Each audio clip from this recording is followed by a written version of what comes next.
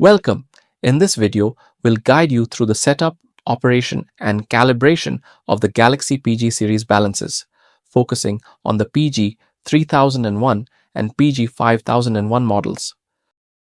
The balance package includes the main unit, weighing pan, instruction manual, standard, weight, and power adapter. Place the balance on a flat and vibration-free surface. The balance should not be used near doorways or air vents because it is sensitive enough to be affected by air currents. For PG-3001, gently place the weighing pan on the pan support. Now assemble the windshield. For PG-5001, gently place the weighing pan on the pan support. Before turning on the balance, connect the adapter. Check to see if the balance is level, adjust the feet unit the air bubble inside the black ring. Long press the on-off key and the display will count from 1 to 9. Once it shows 0.00 grams, the balance is ready. If not, press TARE to reset. For accurate results, calibrate your balance regularly. In weighing mode, hold the Print Cal button until Cal appears on the screen.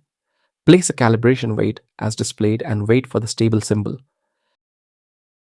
When the weight shows correctly, calibration is successful. Place the weighing paper on the scale. Press the TARE key. The display will reset to 0. Next, add the sample to the weighing paper to measure its weight accurately.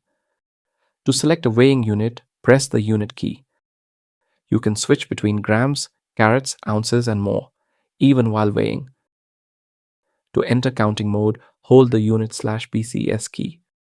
Place a sample quantity of items to be counted, such as 10, 20, 50, or 100, on the pan. Then press the unit/PCS key again to set the unit count. Once set, add items to the pan and the balance will accurately display the total quantity. To print your weighing data, press the print key to print the data display on the display. After weighing, clean the pan and surrounding area to maintain the balance's accuracy and ensure its longevity. Thank you for watching. For more information and to explore our product range, please visit our YouTube channel.